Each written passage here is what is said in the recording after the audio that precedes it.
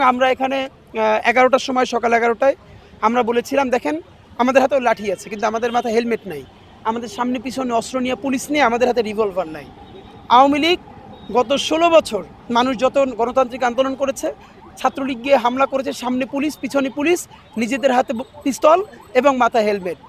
আমরা তাদেরকে বলেছি তারা যেহেতু একটা লকডাউন এবং তাদেরকে চরিত্র দেখেন একটা অনলাইনে লকডাউন দিকে বসে আছে।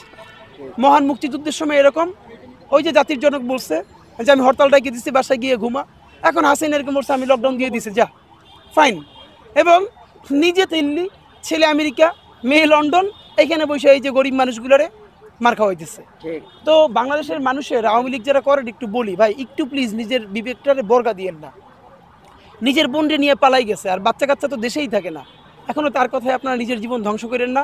আপনারা তো অবাক করেন যারা গণহত্যা করে নাই, আর বাকি যারা গণহত্যা করেছে বাংলাদেশে ইনশাল্লাহ কোনো শক্তি এই বিচারকে ব্যাহত করতে পারবে না, তাতে যদি কোনো রাজনৈতিক দলও কারোর সাথে আপোষ করে। কারণ এখন এই গণ অভ্যুত্থানের নতুন বাংলাদেশের সবথেকে প্রধান শরিক আমাদের শহীদ পরিবার। সুতরাং কয়েকশো কোটি টাকা দিয়ে ডিল করে আপনি একটা শহীদ পরিবার কিনবেন যার সন্তানটা হারাই গেছে, একমাত্র সন্তান চিরতরে অন্ধ হয়ে গেছে, পঙ্গু হয়ে গেছে। সুতরাং ইনশাল্লাহ আমরা রাজপথে আছি, আপনাদের মাধ্যমে বলতে চাই তারা যে কোনো জায়গায় শাহবাগে যদি না আসে, যদি বলে যে ওইখানে যাবে, আমরা তো পুলিশ তো অফকোর্স আমাদের সাথে যাবে না, আমরা সেখানে গিয়ে তাদের সাথে প্রতিরোধ করতে চাই। এবং সকাল 11টায় আমরা আওয়ামী লীগের কার্যালয় অভিমুখে যাব। এখানে যেহেতু আসে নাই পরে বলবে যে শাহবাগে ছিল ওইখানে তো আসো নাই, আমার ইনবক্স দেখলে আপনারা বলবেন এইসব বলতেছে, তো আমরা আওয়ামী লীগের অফিসের সামনেও যাব। তো যদি তারা ন্যূনতম সাহস তাদের থাকে তারা তার প্রতিরোধ গড়ে তুলুক। গত 15 বছর বিএনপি, জামাত ইসলামী, অন্যান্য দল তো প্রতিরোধ গড়ে তুলেছে, তারা তো দেশ ছেড়ে পালায় নাই। তো তারা যদি রাজনীতি করতে চায় তার প্রতিরোধ গড়ে তুলুক। তার প্রভাব তো পড়ছি, একটা সেমি ঈদ হয়ে গেছে, ঈদের মতো উৎসব। হ্যাঁ, যেমন এখানে আমাদের সাথে অনেক ইউনিভার্সিটির ছেলেমেয়েরা আসছে সকালে, স্কুল কলেজ থেকে, ক্যান্টনমেন্ট পাবলিক স্কুল থেকে বাচ্চারা বলে ভাই আজকে কলেজে যাইনি আসছি।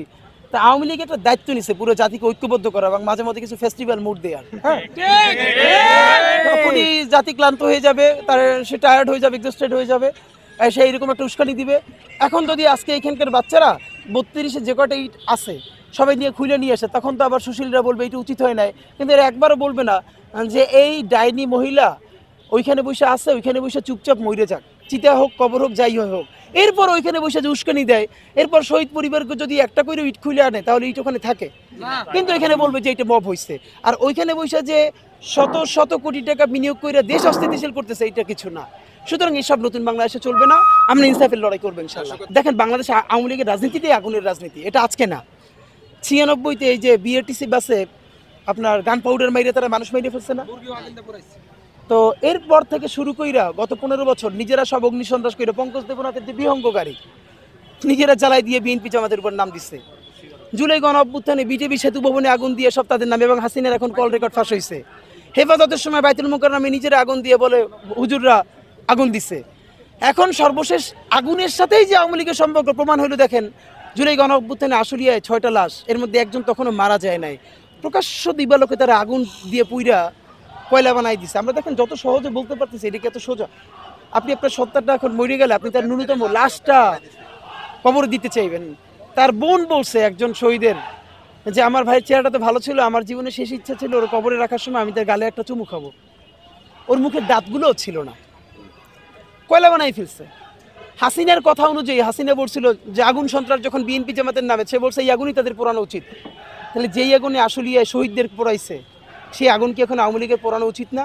কিন্তু তবু আমরা তাদের মতো ফেরাউন নমরুদ না, আমরা তাদেরকে পোড়াইতেও চাই না, আমরা তাদের সুষ্ঠু বিচার চাই। সব থেকে বড় ষড়যন্ত্র হবে নির্বাচন বানচাল করা, কারণ তারা এখানে পোট্রে করেছে দেশের সব থেকে ঐতিহ্যবাহী সব থেকে বড় দল হলো আওয়ামী লীগ।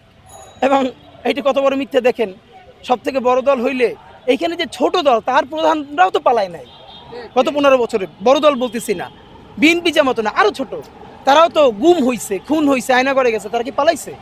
আর এখানে কিছু হওয়ার আগে দিল্লি চলে গেছে।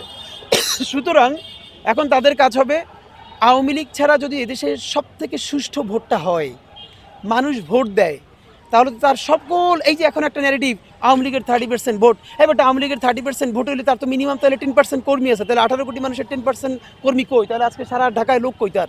কেন ফার্ম গেট বসে বলে জয় আর যাত্রাবাড়ি গিয়ে বলে বাংলা বলে কেন? এটা ভুয়া কথাবার্তা। আমাদের এখন যেটা কাজ, বাংলাদেশে আওয়ামী লীগের পলিটিক্স শেষ, এটা গন কেস, আমরা নতুন রাজনীতি নির্মাণ করবো ইনশাআল্লাহ।